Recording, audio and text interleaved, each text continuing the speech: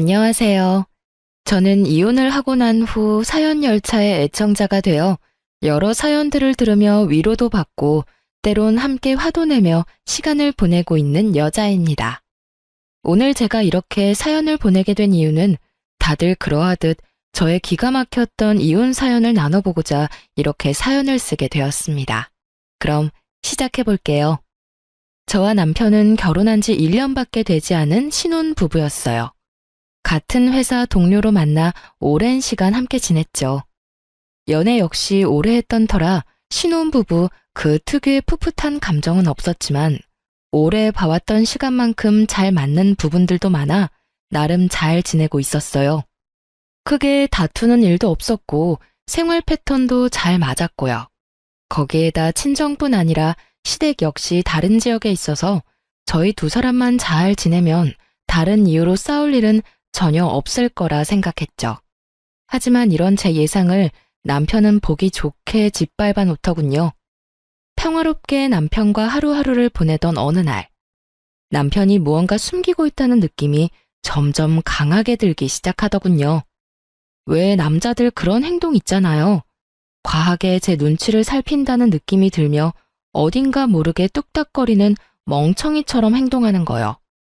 전 그런 남편을 지켜보다 답답해서 터놓고 물어보았죠. 여보, 무슨 일 있지? 어? 아니, 아무 일 없는데 왜? 당신 요즘 수상해? 계속 내 눈치 살피고 행동도 어색하고. 하여튼 이상한 게 한두 가지가 아니라고. 그러지 말고 숨기고 있는 거 있으면 빨리 말해. 내가? 아닌데. 나 진짜 숨기고 그런 거 없어. 남편은 한사코 아니라며 손사래를 쳤지만 남편의 행동은 계속해서 더욱 수상해졌어요. 갑자기 전화를 화장실이나 제가 없는 곳에서 받는다거나 회사에선 점심을 함께 밥을 먹곤 했는데 이야기도 없이 점심시간에 사라져 한참 뒤에나 나타난다거나 등등. 수상한 점이 한둘이 아니었어요. 남편의 그런 행동은 저와 인내심을 바닥치게 했고 결국 남편을 다시 추궁하기 시작했죠. 여보, 거짓말할 생각하지 말고 바른 대로 말해. 무슨 일이야? 무슨 일이길래 요즘 그렇게 수상하냐고. 제 말엔 짜증과 의심이 가득했고 남편은 더는 숨길 수 없다는 생각이 들었는지 머뭇거리더니 그간 무슨 일이 일어났는지 말하기 시작하더군요.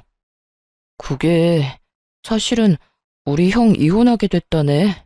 그것 때문에 이런저런 이야기 나누느라 정신이 없었어. 뭐? 이혼? 이렇게 갑자기?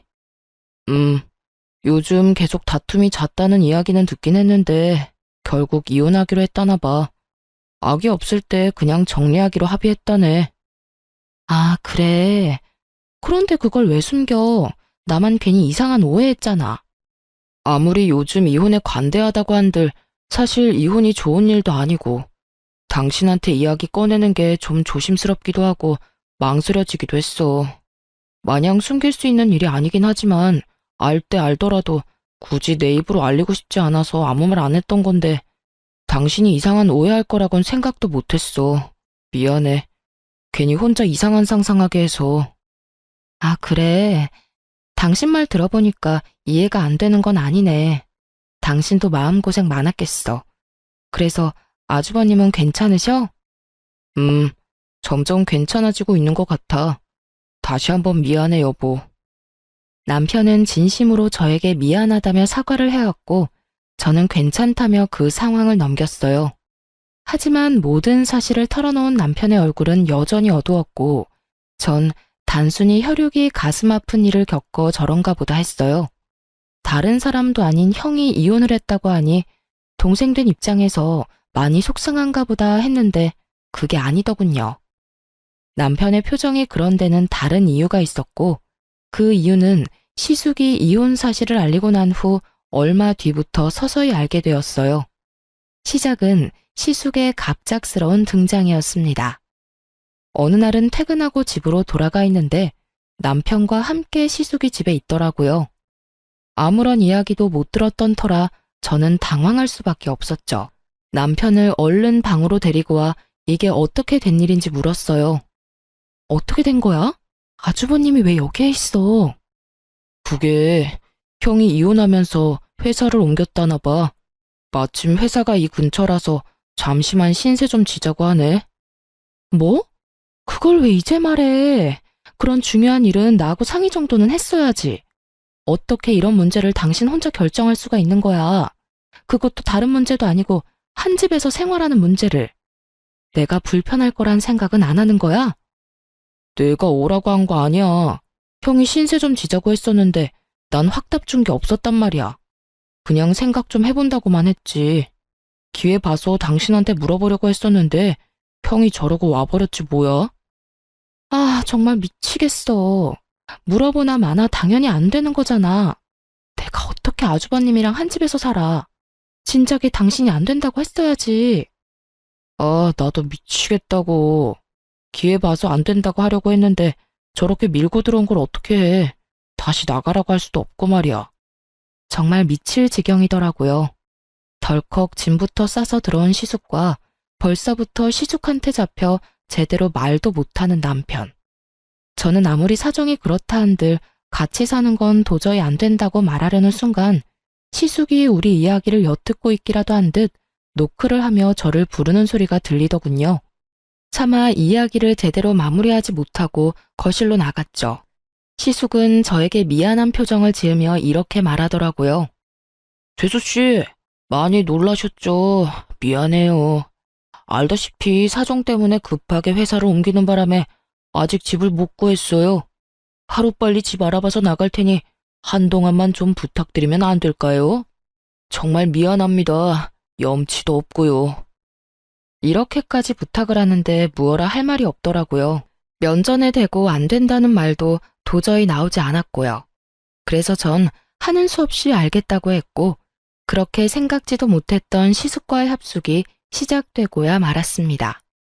객식구의 등장에 집안일이 많아지겠구나 하며 걱정했던 우려와는 달리 시숙은 남편보다 더 섬세하고 다정했으며 집안일도 웬만한 가정주부보다 더 잘하더라고요.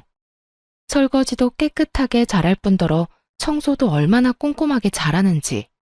심지어 빨래도 색깔별로 척척 하는데 오죽했으면 이런 남자랑 살면서 형님은 싸울 일이 뭐가 있었을까 하는 생각마저 들 정도였으니까요. 하지만 시숙의 그런 행동과는 별개로 불편한 건 어쩔 수 없는 일이었고 제가 할 수 있는 일이라곤 남편을 닥달하는 일뿐이었죠.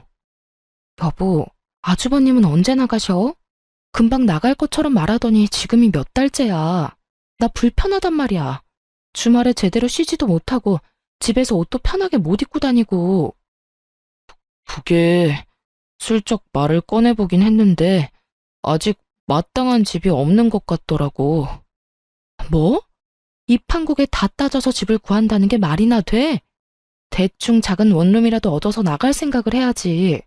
그러지 말고 당신이 다시 한번 말 좀 해봐. 나 진짜 너무 불편해서 그래. 알겠어. 다시 한번 말해볼게. 대답은 알겠다고 한 남편은 여전히 시숙에게 별다른 말을 하지 못하는 듯 했고 저는 또 그런 남편을 닥달하는 지겨운 상황이 반복되고 있었어요. 중간에서 이러지도 저러지도 못하는 남편의 상황이 아예 이해가 되지 않는 것도 아니었지만 이해가 된다고 해서 시숙을 한평생 끼고 살 순 없는 노릇이었으니 제 입장에선 어쩔 수 없는 행동이었죠. 저의 닥달에 남편이 곤란해 보이긴 했지만 애초에 이런 상황을 만든 것이 남편의 우유부단함 때문이었으니 사실 미안한 감정조차도 들지 않더라고요. 그렇게 남편과 저는 점점 관계가 소원해지고 있었어요. 그러던 어느 날 시모에게 갑자기 연락이 왔더라고요. 아가, 집이야? 네, 어머님. 집에서 쉬고 있어요. 아주버님은 볼일 있으시다고 나가셨고요. 그래? 나 결혼식 있어서 잠시 올라왔는데 온 김에 잠시 들리마. 조금 있으면 도착해. 네, 어머님. 조심해서 오세요. 시모의 갑작스러운 방문이 반갑기는 처음이더군요. 그도 그럴 것이 제가 이때껏 본 시모는 꽤 합리적인 사람이었기에 이 불편하고 말도 안 되는 상황을 정리해 줄 수도 있겠다는 일말의 기대가 있었기 때문이었죠. 하지만 그런 제 기대는 시모의 등장과 함께 산산조각이 나고 말았습니다. 집으로 들어선 시모는 저에게 따뜻한 눈빛을 보내며 제 손을 꼭 부여잡고선 이렇게 말하더군요. 아가야, 고생이 많지? 내가 다 한다, 다 알아. 내가 요즘 너한테 얼마나 고마운 줄 몰라. 아무쪼록 우리 아들들 앞으로도 잘 부탁한다. 맞잡은 손에서 식은땀이 다 나려고 하더군요. 아들들을 잘 부탁하다뇨. 전 시모의 손을 슬며시 빼내며 이렇게 말했어요. 아니에요, 어머님. 계속 같이 사는 것도 아니고 곧 집 구해서 나가신다고 했는데요, 뭘. 그러니 그렇게까지 말씀 안 해주셔도 돼요. 제 말에 시모의 표정이 의아하게 바뀌는가 싶더니 이내 남편을 바라보며 이렇게 말하더군요. 너 아직도 말 못했니? 아유, 너도 참 너다. 아직도 이야기 안 하고 도대체 뭐 했어? 시모의 말에 남편은 고개를 숙이며 아무 말도 못하고 있었고 이해하지 못할 상황에 저 역시 남편에게 물었죠. 이게 무슨 말이야? 나한테 못한 이야기가 또 있어? 어? 그런 거야? 말을 좀 해봐. 저는 불안한 예감에 남편을 닥달하기 시작했고 저의 닥달에 여전히 말이 없는 남편을 대신해 시모가 답을 주더군요. 에휴, 내가 이야기하마. 다름이 아니라 네 시숙 한동안 여기서 좀 더 살아야 할 것 같아. 네? 얼마나요? 아주버님은 곧 나가실 거라고 했는데요. 그게 요즘 네 시숙 선보고 다니고 있어. 마음 맞는 사람만 나타나면 바로 결혼 진행할 거니까 그때까지만 좀 같이 살거라. 남는 방에 그냥 좀 같이 사는 건데 괜찮지? 이건 또 무슨 개떡 같은 소리인가 싶더군요. 이혼한 지 얼마나 됐다고 다시 결혼 생각을 하는 것도 어이가 없었지만 언제 할지도 모르는 결혼을 기다리는 동안 우리 집에서 생활하겠다는 결심을 했다는 것도 어이가 없더라고요. 그것도 집주인인 저에게 한마디 상의도 하지 않고서 말이에요. 저는 그 순간 어이가 없음과 동시에 화가 치솟아오르며 이 모든 것을 확실하게 못 박을 필요가 있다고 생각되더군요. 저기 어머님, 그건 좀 곤란할 것 같아요. 뭐? 지금 곤란하다고 했니? 네, 사실 지금까지 같이 지내는 것도 저 좀 많이 불편해요. 주말에는 편하게 집에서 쉬고 싶은데 아주버님 계시니까 편히 쉬지도 못해요. 차림도 매번 신경 써야 해서 불편하기도 하고요. 애초에 길어도 한 달이겠거니 했는데 아무튼 전 좀 힘들 것 같네요. 너 혹시 생활비 때문에 그러니? 그런 거라면 걱정하지 마라. 내가 다달이 생활비 보내주마. 아니요, 어머님. 돈 때문이 아니라 말 그대로 불편해서 싫어요. 그리고 언제 세상가 드실지도 모르는데 어떻게 같이 산다고 할 수 있겠어요? 아무튼 여러모로 힘들 것 같네요. 죄송해요. 저는 단호하게 저의 뜻을 전했고 그런 저의 태도에 시모는 섭섭한 기색을 내비치긴 했지만 어떻게 해서든 저를 설득하려 애써 화를 억누르며 말하더라고요. 예, 그러지 말고 다시 생각해봐. 괜히 나가서 돈 낭비할 바엔 여기서 같이 지내면 돈도 아끼고 가족끼리 붙어 살면서 가족 정도 들고 얼마나 좋니? 죄송해요, 어머님. 아무리 그러셔도 전 힘들 것 같아요. 시모가 친절하게 설득하든 간절하게 설득하든지 간에 저는 뜻을 굽히지 않았고 점점 시모의 얼굴이 일그러지던 그 순간이었어요. 현관문이 열리며 외출해서 돌아온 시숙이 집으로 들어왔고 심상치 않은 분위기에 빠르게 상황을 살피더니 시모에게 핀잔을 주기 시작하더군요. 어머니, 또 그런 말도 안 되는 소리 하셨어요. 저 손 안 본다니까요. 재수씨, 저 여기서 계속 지낼 생각 없으니까 어머님 말씀은 잊어주세요. 오늘도 집 보고 왔는데 꽤 괜찮은 것 같아서 한 번만 더 보고 계약하려고 해요.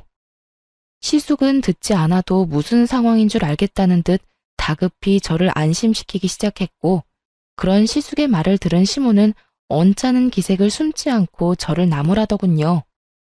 너 하나만 이해하면 되는 일인데 그걸 못 참니? 이게 뭐니? 괜히 아까운 돈만 낭비하게 생겼잖니? 가족끼리 좀 같이 사는 게 뭐가 불편하다고 저 유난인 건지. 정말 시모의 말을 듣고 있는데 하고 싶은 말들이 목젖을 마구 때리고 있었지만 꾹 참았습니다. 이미 시숙은 조만간 나가겠다는 말을 뱉어냈고 제가 여기에서 입을 더 열어봤자 시모하고 싸우기밖에 더 하겠냐는 생각에서였죠. 그런 저의 의중을 읽은 남편은 황급히 시모를 배웅하고 나섰고 시숙은 시모를 끌고 가다시피 데리고 나가며 터미널로 모셔다 드리겠다고 하더군요. 이런 남자들의 행동을 보니 그 어이없는 제안은 그저 시모 혼자만의 계획이었구나 싶긴 했지만 남편에게 화가 나는 것은 어쩔 수 없더라고요. 여보, 정말 매번 이럴 거야? 이런 이야기는 빨리 나한테 말했어야지. 그게 도저히 입이 안 떨어져서 그랬어. 당신은 이 상황을 빨리 정리하고 싶어 하고 엄마는 엄마대로 계속 난리고 형은 자기가 알아서 한다고 나보고 잠자코 있으라고 그러고 나도 여러모로 힘들었다고. 하여튼 당신한텐 미안해. 괜히 우리 형 때문에 이런 일이나 겪게 하고 말이야. 그걸 말이라고 해? 당신 원래 이렇게 우유부단한 사람이었어? 어머님, 아주버님한테 당신이 딱 잘나서 안 된다. 빨리 나가달라고 한마디만 하면 이런 일이 벌어지는 일도 없을 거 아니야. 당신이 매번 우물쭈물 아무 말도 못하고 그러니까 두 사람 다 긍정으로 알아듣고 이러는 거 아니야. 당신 말이 다 맞아. 미안해. 내가 애초에 잘 대처했어야 했는데 나도 내가 이렇게까지 우유부단한 사람인 줄 몰랐어. 미안해, 여보. 우유부단의 끝인 남편을 붙잡고 이야기해봤자 달라질 것은 없어 보였죠. 반성하는 남편의 모습과는 무관하게 매번 상황을 이렇게 만들고야 마는 남편의 모습에 실망과 함께 짜증이 깊숙이 올라오더라고요. 모든 상황이 다 짜증이 가득했지만 제가 잘못한 것 하나 없는 이 상황에서 오로지 저만 나쁜 년이 되는 그 상황이 특히나 더 짜증이 나더군요. 이러나 저러나 시숙이 나가기만 하면 다 해결될 상황이었고 그랬기에 전 시숙이 나갈 날만 손꼽아 기다리고 있었죠. 하지만 이런 제 바람과는 달리 금방이라도 나갈 것만 같던 시숙은 이사한다는 소식이 없었고 남편은 점점 굳어져가는 제 눈치만 살피고 있더라고요.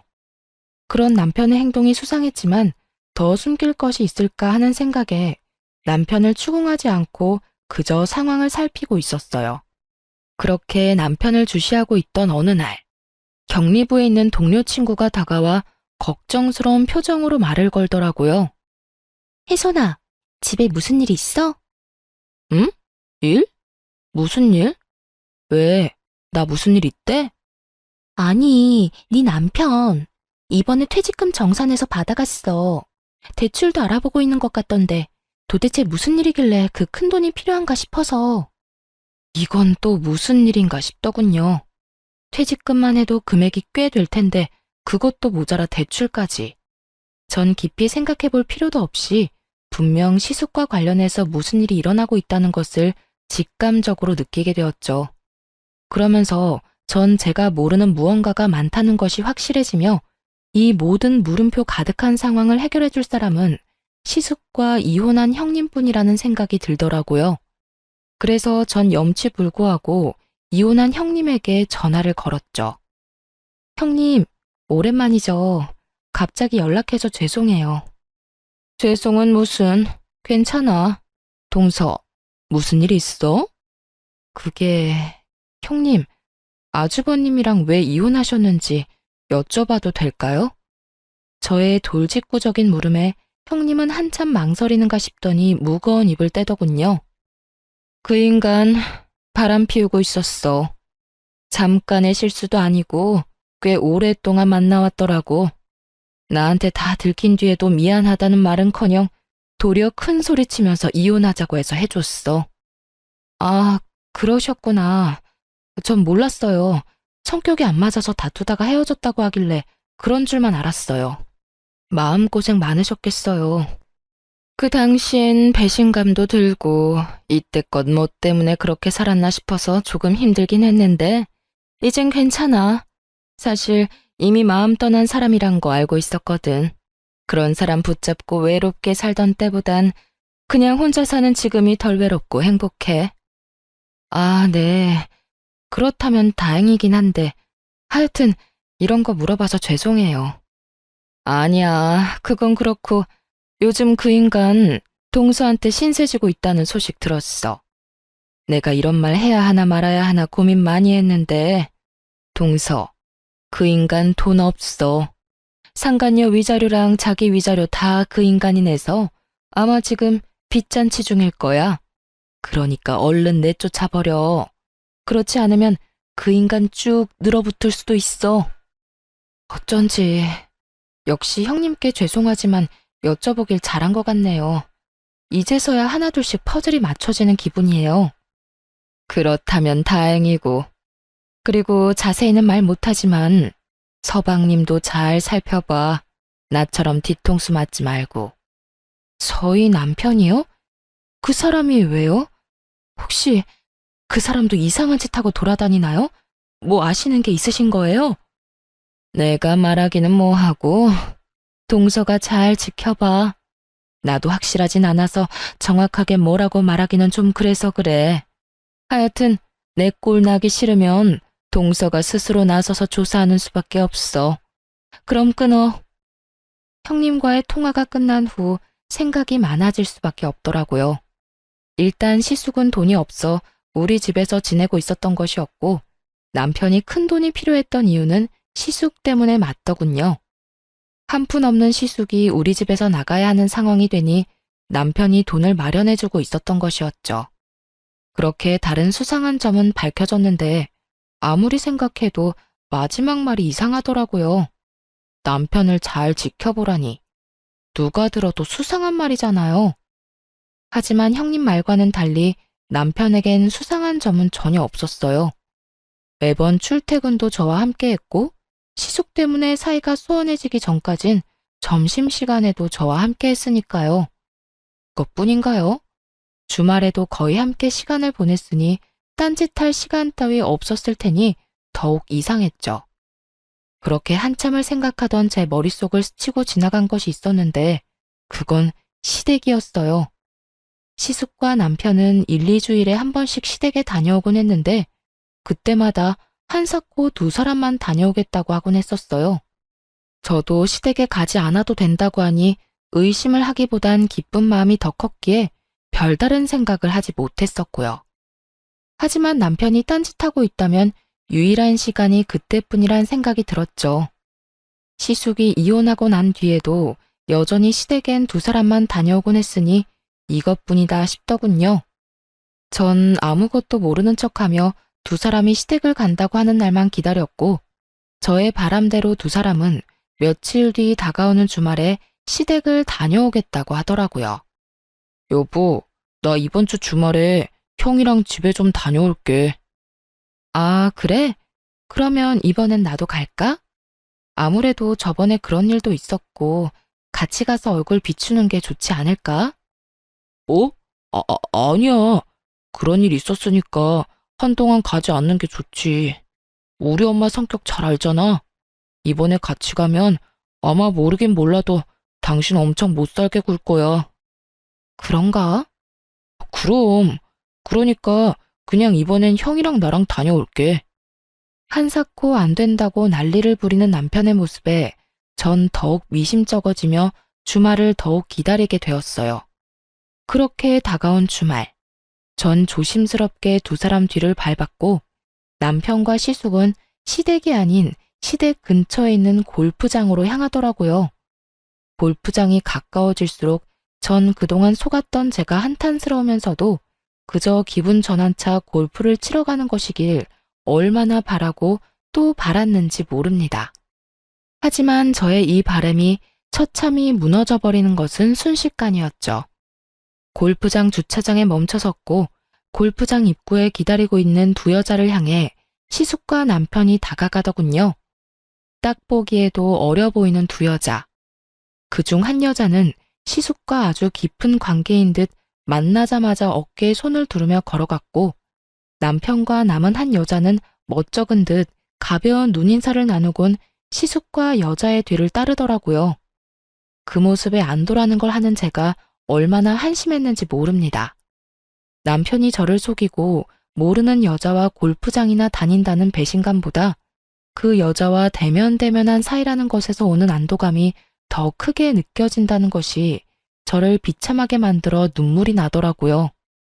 그렇게 전 눈물을 훔치며 오랜 시간 남편이 나오길 기다리고 또 기다렸어요. 2시간 뒤 주차장으로 나온 남편의 모습은 제 안도감을 한 방에 뻥 하고 날려버리더군요. 들어갈 때와는 달리 남편은 그 여자와 어색하기는커녕 누가 보아도 다정한 연인의 모습으로 나오고 있었고, 혹시나 했던 저의 믿음과 안도감은 그야말로 산산조각이 나고야 말았죠. 다른 건 몰라도 이혼만큼은 제 인생에 없을 거라고 생각했는데 살짝 열린 창문 틈으로 들리는 남편과 그 어린 여자의 대화 소리는 저를 무너지게 만들었습니다. 자기야, 이제 어디 갈 거야? 어디 가긴 좋은 데 가야지. 밥부터 좀 먹을까? 뭐 먹고 싶은 거 있어? 먹고 싶은 것보단 갖고 싶은 건 많은데. 그러면 쇼핑부터 하고 밥 먹으러 가자. 정말? 쇼핑도 시켜주는 거야? 자기 진짜 최고다. 이 정도야 뭐. 대신 또 만나자고 연락하거나 내가 연락하지 않았는데 먼저 연락하면 안 돼? 알겠지? 알겠어. 그런데 자기 결혼 안 한 거 맞지? 애인도 없다고 했고. 그러면 그냥 나랑 쭉 만나면 안 돼? 난 자기 정도면 좋은데. 난 결혼 생각도 없고 한 여자한테 얽매여서 살고 싶지도 않아. 자, 얼른 가자. 나 슬슬 배고파지려고 해. 얼른 살 거 사고 밥 먹자. 치, 알겠어. 가자. 남편은 얼굴색 하나 바뀌지 않고 미혼인 척하고 있더군요. 그간 천연덕스럽게 저를 속이며 기만한 것도 모자라 외간 여자들한테 돈을 써대며 이런 더러운 짓을 벌이고 돌아다닌 현장을 제 두 눈으로 목격하니 이혼 말고는 답이 없다는 생각이 들더군요. 그날 이후 전 남편과 시숙이 벌이는 돈 문제부터 외도까지 모든 것을 모른 척하며 천연덕스럽게 두 사람을 대하기 시작했어요. 물론 뒤로는 이혼을 준비했고 이혼 준비와 함께 남편에게 사람을 붙여 뒷조사를 시작했어요. 한 여자와 깊은 관계를 맺고 있는 시숙과는 달리 남편은 그날 다른 여자들과 하루뿐인 만남을 즐기고 있더라고요.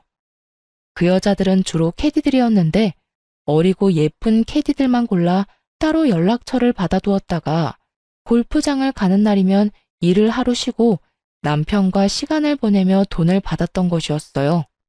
이르자면 하루 개인 캐디인데 이것도 저것도 다 해주는 알바였던 것이죠.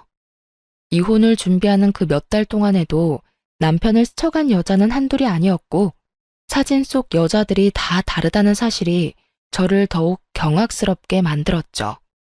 한 여자에게 푹 빠져 헤어나오지 못하는 상황이 아니라는 것을 다행이라고 해야 할지 헷갈릴 지경이었으니까요.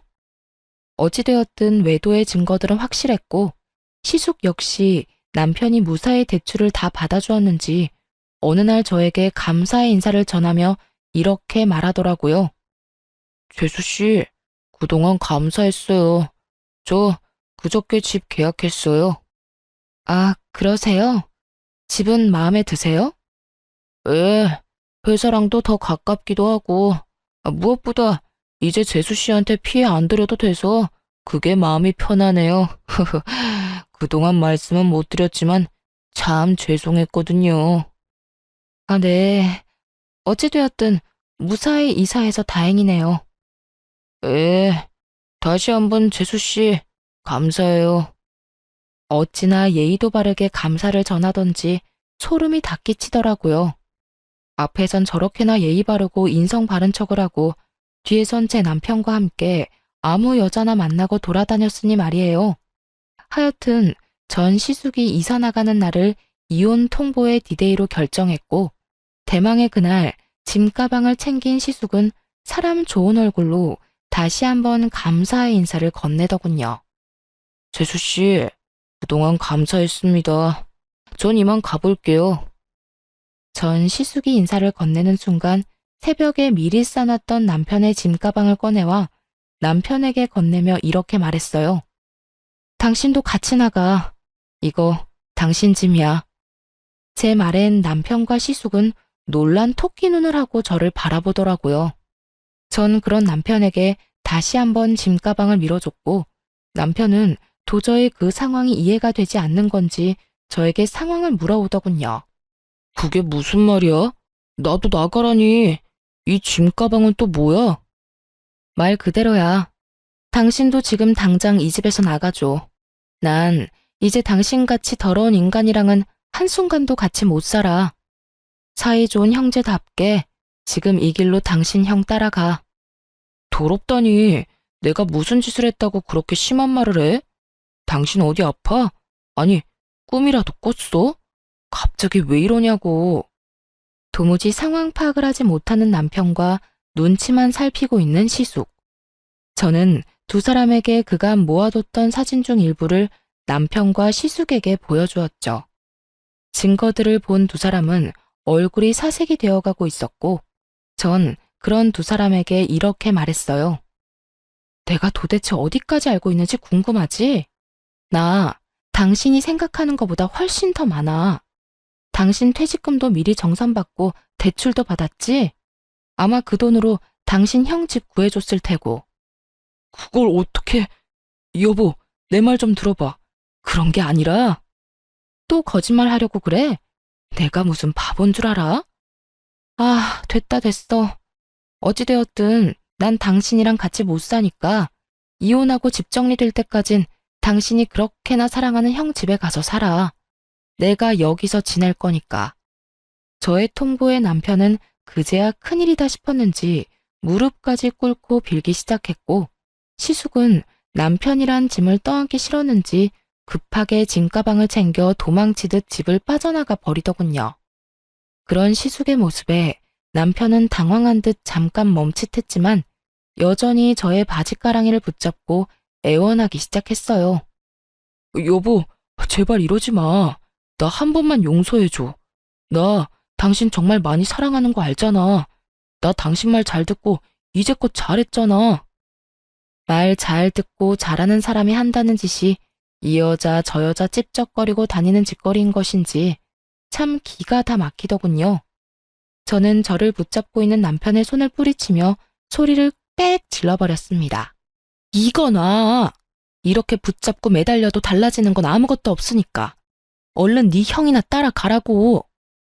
저의 단호한 태도에 남편은 저를 더욱 강하게 붙잡으며 말도 안 되는 말을 짓거리기 시작하더군요. 여보, 나 한 사람이랑 깊게 만난 적도 없고 그건 그래 실수. 한 번의 실수라고 하는 거야. 그랬겠지. 한 여자한테 얽매이는 삶은 살고 싶지 않았을 테니까. 참 대단하다. 바람 피운 것도 어이없는데 뭐? 결혼도 한 적이 없어? 여자친구도 없어? 어떻게 그렇게 얼굴색 하나 안 변하고 천연덕스럽게 거짓말을 해? 당신 진짜 모습이 뭐야? 도대체 어떤 게 당신 진짜 모습이냐고. 당신이 나한테 얼마나 많이 실망했는지 나 다 알아. 그런데 여보, 나 믿어줘. 나 진짜 딱 한 번만 만나고 끝이었어. 두 번 만난 여자는 단 한 번도 없었어. 그냥 그저 조금 즐긴 것뿐이지 감정을 준다거나 한 적은 절대로 없었어. 내가 사랑하는 사람은 당신 한 사람뿐이고 나한테 여자는 당신뿐이야. 정말 이것만은 맹세할 수 있어. 이 무슨 궤변인지 모르겠더군요. 하루뿐이면 바람이 아닌 것이 되나요? 한 번뿐이면 잘못이 아닌 일이 되는 건가요? 전 끝까지 정신 차리지 못하는 남편에게 확인 사살을 시켜줬어요. 야, 한 번이든 하루든 외도는 외도고 바람은 바람이야. 그리고 네가 나 몰래 그 큰 돈을 대출까지 받아서 네 형 준 것만 해도 이혼 사유는 차고도 넘치는 거 몰라? 그 돈 때문에 이러는 거면 걱정하지 마. 그 돈 형이 형편되는 대로 다 갚아준다고 했어. 당신이 이번 한 번만 덮고 지나가주면 내가 어떻게 해서든 돈도 다 받아오고 당신한테 지금보다 더 잘할게. 그리고 꼭 당신이 하라는 대로 당신이 원하는 대로 하면서 살게. 돈? 걱정? 내가 미쳤니? 네 명의로 네가 대출받아서 네 형 준 건데 내가 왜 그런 걱정을 해? 당신 같은 인간 용서할 생각 추호도 없고 이혼은 무슨 일이 있어도 할 거니까 너는 네 살 길이나 걱정하라고. 제 말에 남편은 닭똥 같은 눈물을 흘리며 제 발밑에 엎드려 애원을 하기 시작하더군요. 여보, 제발 이러지 마. 나 당신 없으면 안 되는 거 알잖아. 나 당신 없으면 못 살아. 난 네가 없어야 잘 사니까 당장 이 집에서 좀 꺼져. 나도 당신 같은 인간 쓰레기 없는 곳에서 깨끗한 공기로 숨 좀 제대로 쉬면서 살자. 내 말 안 들려? 당장 나가라고. 남편은 저의 폭언과 고함에도 아랑곳하지 않고 매달렸고, 전 그런 남편을 안간 힘을 다해 뿌리치곤 집 밖으로 쫓아내버렸어요. 지난 몇 달간 묵은 체증이 확 다 내려가는 기분이더군요. 제가 그날까지 참고 또 참은 이유는 따로 있었어요. 제가 알아본 바론 시숙은 남편이 대출까지 받은 돈을 빌려 얻은 집에서 골프장에서 봤던 그 여자와 새 출발을 꿈꾸고 있었거든요.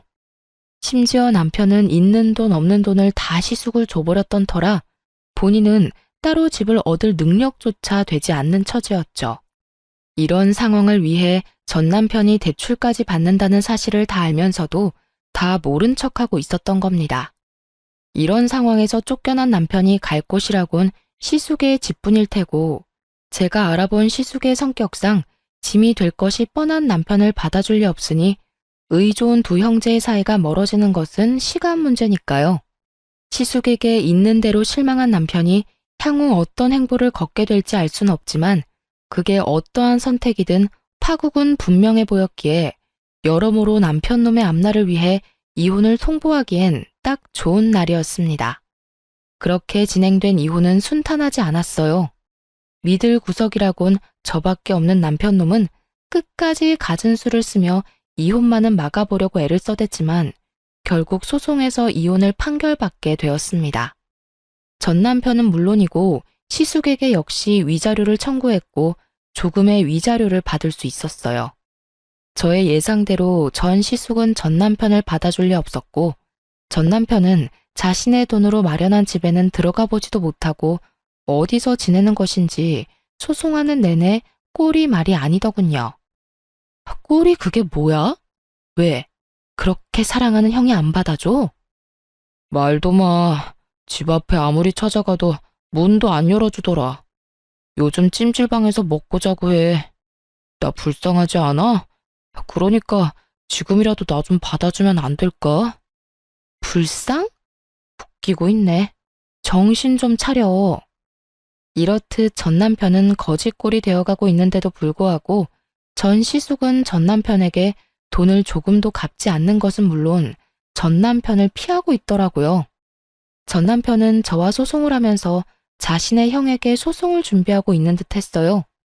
외도까지 서로 도와주며 큰 돈까지 아까워하지 않고 턱턱 빌려주던 의 좋은 형제의 결말은 그야말로 파국과도 같았죠. 모든 것이 저의 뜻보다 더 통쾌한 방향으로 흘러가고 있더군요. 결국 이혼이 마무리될 때쯤엔 두 사람이 언성까지 높이며 멱살 잡고 싸우는 모습을 볼 수 있었어요. 야, 이 자식아. 이게 다 너 때문이잖아. 누가 돈 안 준대? 그까짓 돈 다 갚는다고 했잖아. 그까짓 돈? 그 돈이 얼만데 그까짓이래. 그리고 이때껏 단돈 10,000원도 준 적 없으면서 맨날 갚는다는 말만 하고 지금처럼 큰 소리 치고 싶으면 적어도 조금이라도 갚고서 큰 소리를 쳐. 아무리 그렇다고 해서 남의 집에서 찾아와서 그렇게까지 난동을 피우면 어떻게 해? 너 때문에 그 여자 도망갔잖아. 남의 집? 참, 진짜 웃기네. 그게 왜 형 집이야? 그 집 엄연히 내 집 아니야? 그 집 마련할 때 나한테 돈 빌려서 마련한 거 다 잊었어? 그리고 그 여자가 도망간 게 왜 내 탓이야? 형이 모은 돈은커녕 빚밖에 없으니까 그 여자가 도망갔지. 입은 삐뚤어졌어도 말은 바로 해. 이 모든 건 내 탓이 아니라 형이 빚쟁이라서 일어난 일이라고. 뭐? 빚쟁이? 너 이 자식 말 다 했어? 못했다 이 빚쟁이야. 내 돈 당장 갚아. 다 갚으라고. 말만 돈 갚는다고 하고 내 연락은 다 피하고. 네가 그러고도 형이냐? 넌 그래서 하나뿐인 형을 고소했냐? 어떻게 가족한테 이럴 수가 있어? 애초에 형이 나한테 그딴 식으로 안 굴었으면 나도 이렇게까진 안 했겠지. 돈은 둘째치고 형이 내 연락을 피하지만 않았더라도 나도 이렇게까진 하진 않았을 거라고.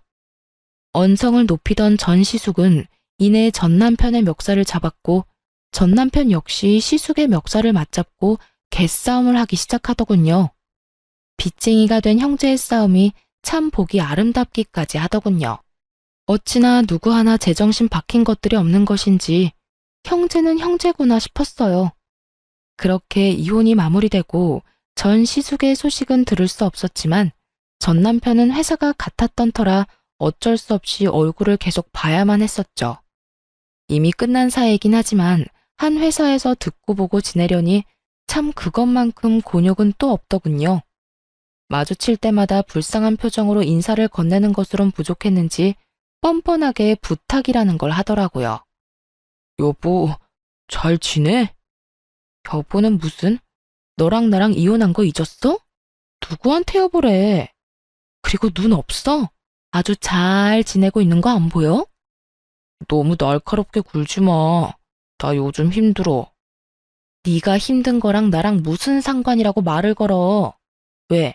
네가 힘들다고 불쌍한 척하면 내가 눈물이라도 흘리면서 위로라도 해줄 거라 생각했어? 그런 게 아니라 사실 나 당신한테 부탁이 있어. 이야, 진짜 뻔뻔하다. 이 와중에 나한테 부탁까지 한다고? 당신한테 정말 면목 없는데 나 맡고 있는 프로젝트 좀 도와주면 안 될까? 뭐? 당신도 알잖아. 지금 내가 맡은 일이 얼마나 중요한지. 이 일 처음에도 당신이 큰 틀 잡아줬었잖아. 그 덕에 진행도 잘 되고 있었고. 그런데 알다시피 내가 요즘 형 문제도 있고 당신 도움도 없으니까 일이 진행이 잘 안 돼. 그래서 지금 나한테 이혼한 전 남편이 부귀영화를 누릴 수 있게 일 좀 도와달라. 이거야? 부귀영화보다는 회사에 손해를 끼치면 안 되니까 그러니까 좀 도와달라는 거지. 다 회사를 위해서 말이야. 이 인간은 참 끝까지 뻔뻔하기 짝이 없다는 생각이 들더군요. 어떤 뇌구조를 가지고 살면 이런 상황에 일까지 도와달라는 말을 할 수가 있는 건지 참 대단하게도 파렴치한 인간이다 싶었어요. 전 그 인간 말종에게 딱 잘라 거절하며 쏘아 붙여주었죠. 회사 같은 소리 한다. 너 자신을 위해서겠지. 내가 진짜 바본 줄 아나. 너 내가 이 여자 저 여자 만나고 돌아다니다가 이혼당한 거 회사에 소문 안 낸 것만 해도 고마운 줄 알아.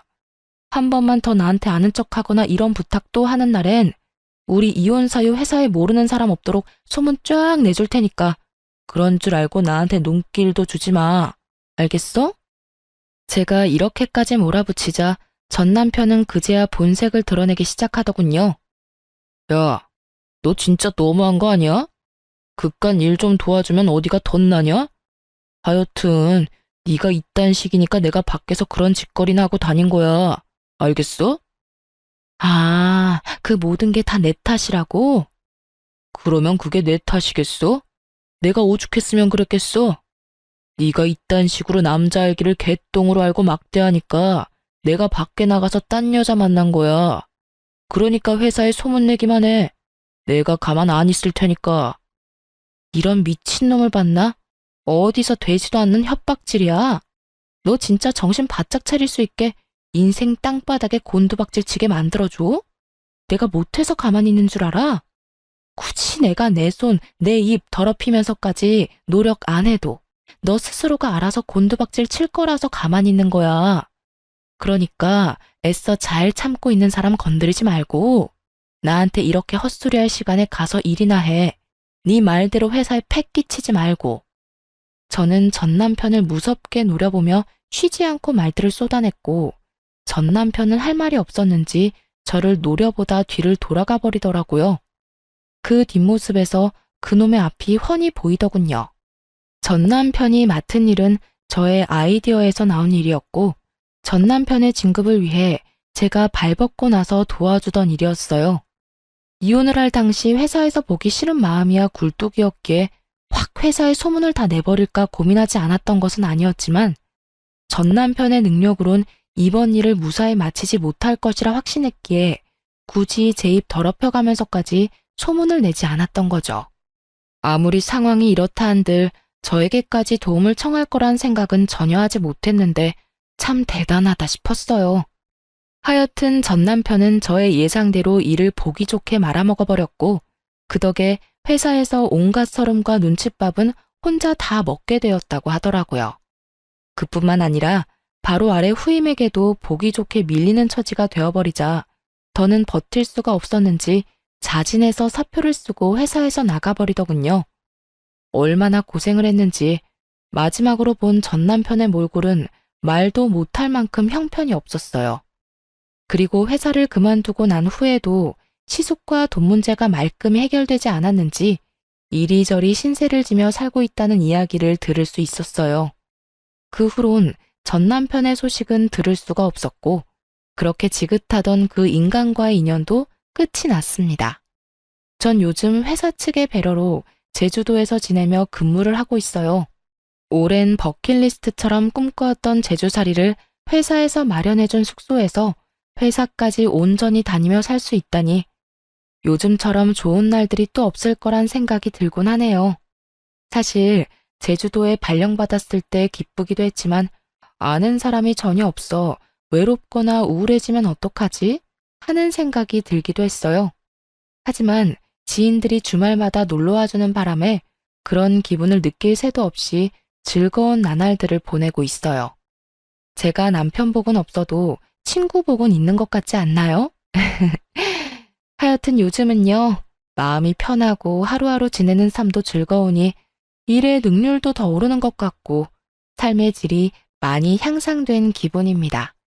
가끔 친구들이 오지 않는 주말엔 이리저리 산책로를 찾아다니는 것도 큰 힐링이 되고 있어요.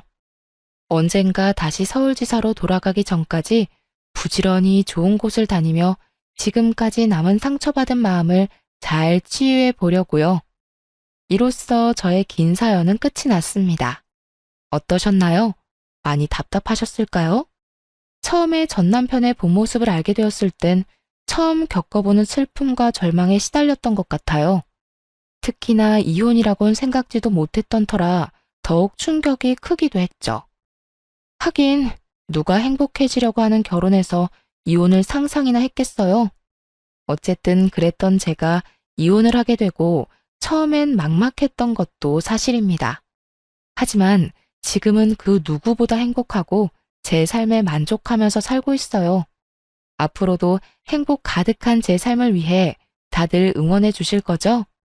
그럼 감사한 마음으로 저는 물러가 보겠습니다. 저의 긴 사연 들어주셔서 감사합니다. 행복하세요.